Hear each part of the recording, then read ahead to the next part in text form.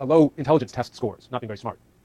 Twice, 41% of those folks managed to get out of the bottom quartile despite not having great IQ. High school dropout, that, as we were just saying, that puts you at a real disadvantage economically, and yet 36.6% make it out of the bottom quartile. So incarceration looks, at least from this data, like one of the most negative things that can happen to you in terms of making sure that you don't move forward economically. And again, when you keep in mind who's getting hit with that, we're talking about not just individuals, but communities, especially African Americans, who overall collective wealth terms are remaining much poorer.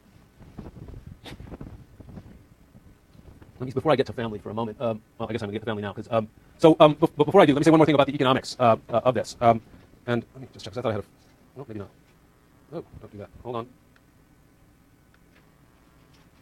See if I can find some of the slides that I put in here that may have gotten out of order.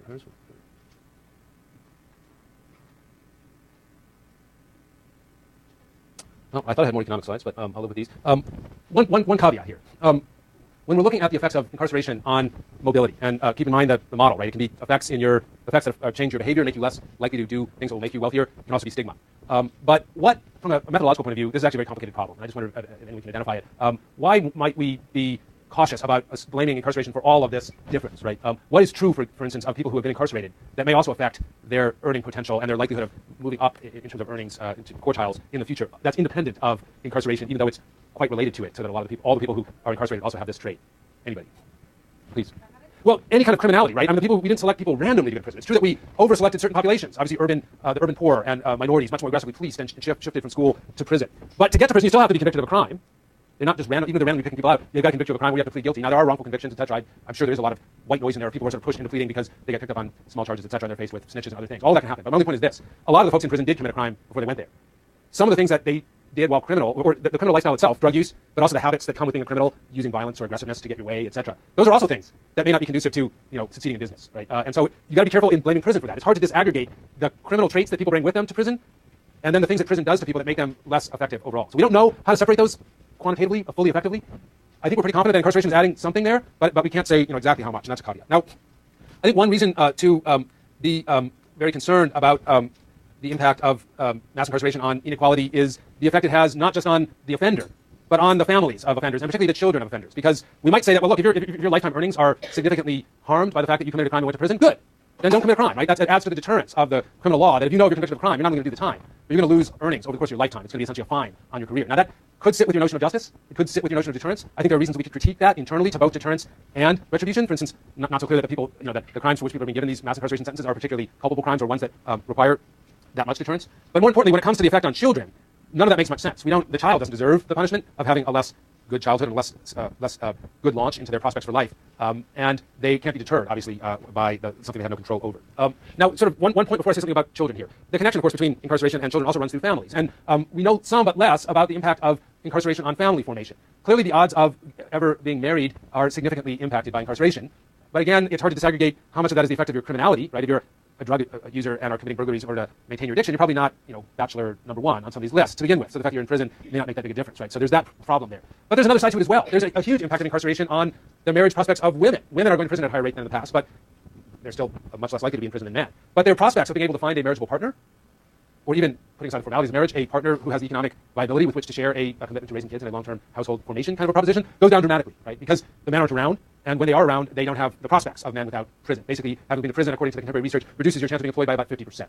And if you're black and have been in prison, it's about twice as much. So for black women, the prospect of finding within their own race, at least, a marriageable or partnerable black male, very significantly affected by mass incarceration. Now, looking at children, and as you might expect, the growth of incarceration since the 1980s also means that the number of children under 18 with a parent in prison or jail has also gone up, more or less the same direction in the same period of time. The thing to notice here again is the huge difference that race makes.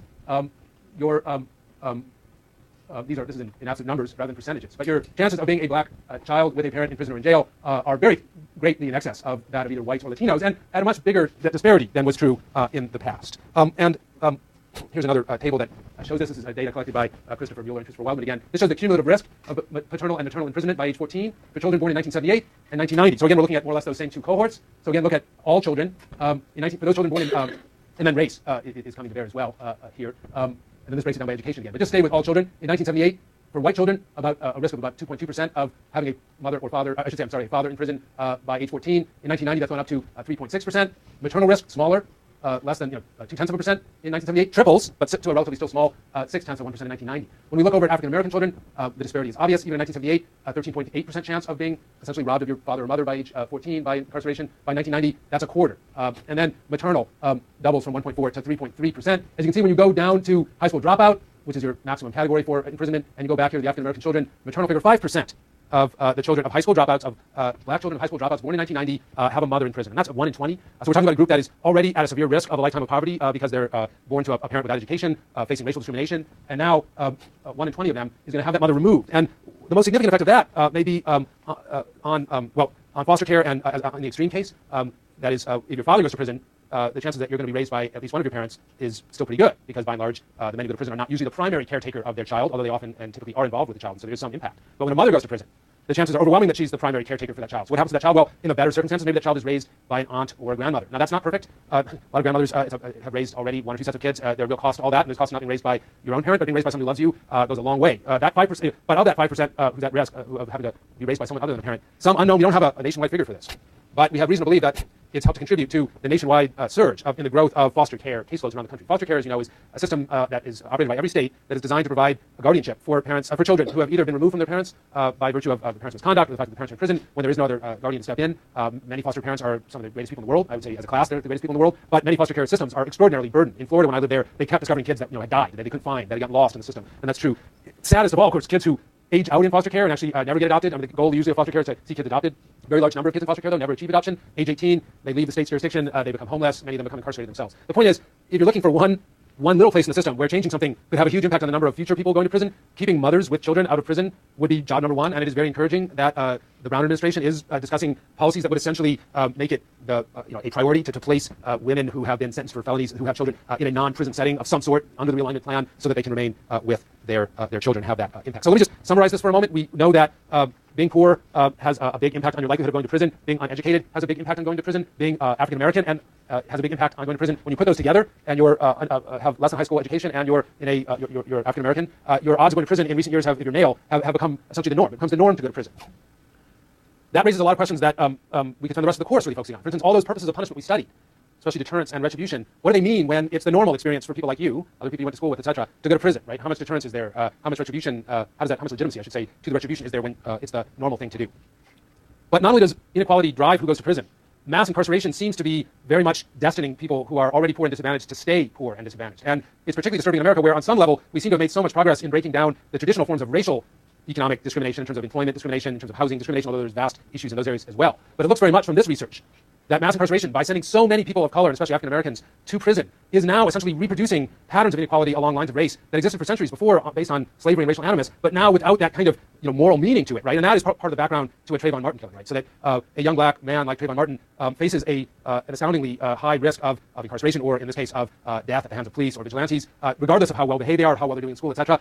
Even though he's in an interracial community where his father is living, where there are no Jim Crow laws, where you're allowed to be married to people of other races, etc. And yet that risk is still there, now framed around a fear of crime and the stigma associated with mass incarceration. On Thursday, we're going to turn, with this as a background, to I think a more hopeful note, which is to begin looking at realignment and community correctional opportunities or alternatives to the heavy use of prison and jail that we've been seeing as the main result of the last 40 years. So I'm going to stop there. Please come on Thursday prepared to engage our Representative Nancy Skinner with some interesting provocative questions, and I'll see you then.